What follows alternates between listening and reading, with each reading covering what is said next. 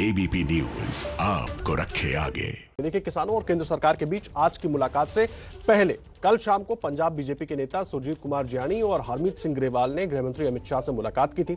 ABP news से बातचीत में सुरजीत जियानी ने बताया कि पंजाब में बीजेपी नेताओं को निशाना बनाया जा रहा है।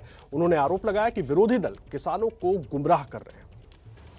यानी जी कल अमित शाह जी को मिलकर आ रहे हैं, 2 दिन पहले प्रधानमंत्री नरेंद्र मोदी जी को मिलकर आएंगे, तो क्या निकल रहा है, हल क्या निकल रहा है? कल क्या बातचीत आपकी गृह मंत्री अमित शाह से इस मुद्दे को लेकर हुई है? देखो, पहली बात तो मैंने की है पंजाब के लॉ एंड ऑर्डर की।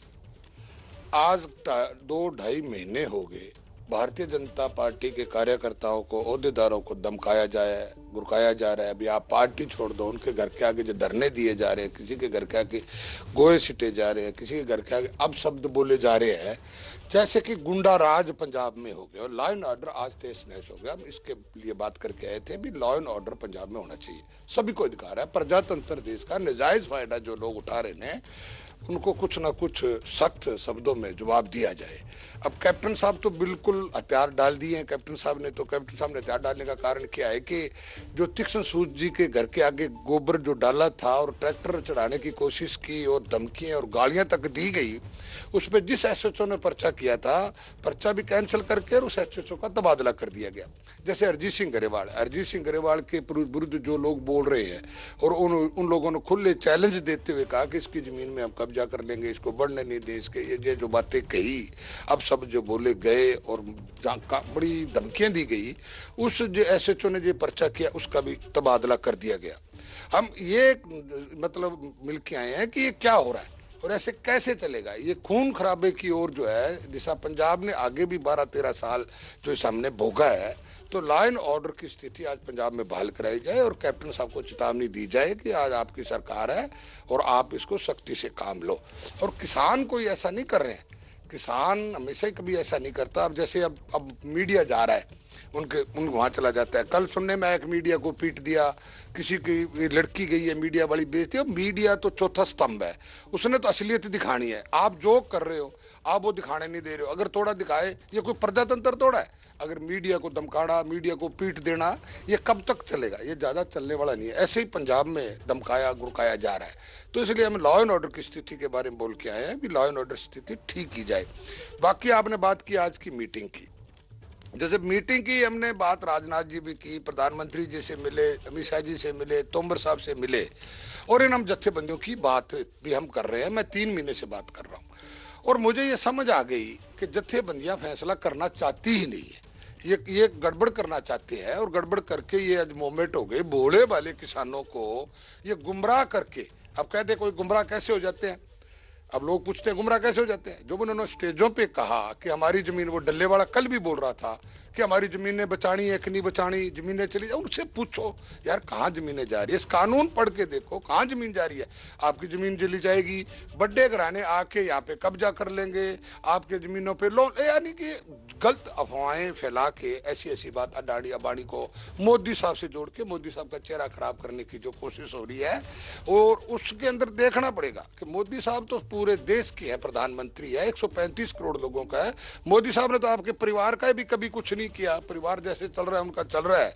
और जो अगर सच्चा, नेक और ईमानदार आज कोई देश को मिला है, प्रधानमंत्री नरेंद्र मोदी, और बाकी जो पार्टी है साथ दे रही है, तो इसलिए दे रही है कि मोदी साहब का चेहरा खराब हो, ये बदनाम हो। और इनको ये समझ आ गई है कि मोदी साहब दूसरी बारी प्रधानमंत्री बने, तीसरी बार भी बनेंगे, चौथी बार भी बनेंगे और 5वीं बार भी बनेंगे।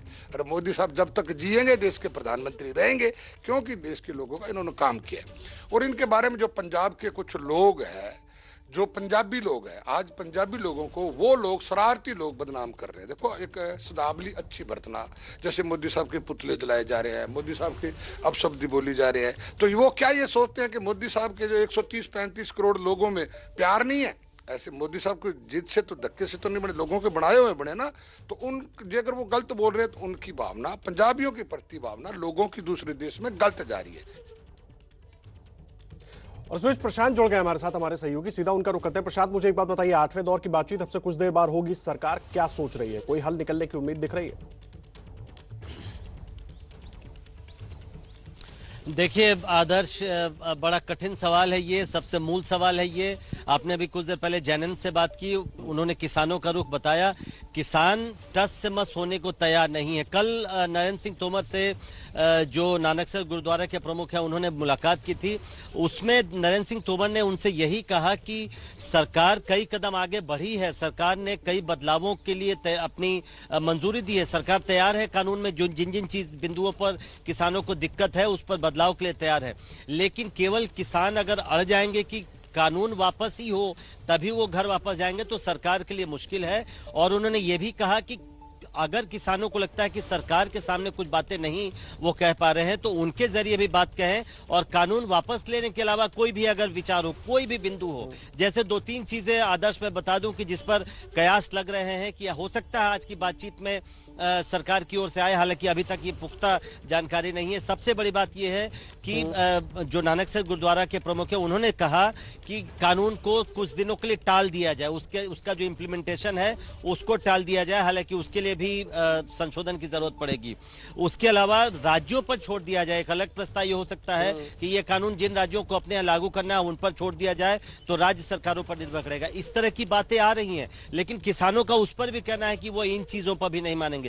लिहाजा ये अगर सवाल सीधा हो कि आज की बैठक में हाँ या ना में कोई समाधान निकल जाएगा तो इसकी संभावना काफी कम दिखती है आदर्श। ये काफी अफसोस की बात है, लेकिन आज 8वें दौर की बातचीत है और उसमें भी उसके पहले कोई सकारात्मक परिणाम निकलेगा ऐसा कोई संकेत न तो सरकार की तरफ से मिला है और न ही किसानों की तरफ से मिला। हालांकि नई चीजें कुछ हो जरूर सकता है कि आज टेबल पर आए, लेकिन वो सारी चीजें बीच में रोक रहा हूं। ये बड़ी खबर जो आप जानकारी दे रहे हैं अपने दर्शकों को बता दें, कानून को कुछ दिन के लिए टालने की मांग कर सकते हैं किसान, और कानून को कुछ दिन के लिए टालने की मांग किसानों की तरफ से सरकार के सामने रखी जा सकती है। ये सूत्रों की तरफ से जानकारी मिल रही है। प्रशांत हमारे सहयोगी बड़ी जानकारी दे रहे हैं। और अभी तक क्योंकि जिस तरीके से बातचीत चल रही है दोनों ही पक्ष अपनी अपनी बातों पर अड़े हुए, ऐसे में अभी जो जानकारी मिल रही है कानून को कुछ दिन के लिए टालने की मांग किसान कर सकते हैं। बहुत धन्यवाद प्रशांत आपका इस पूरी जानकारी के लिए।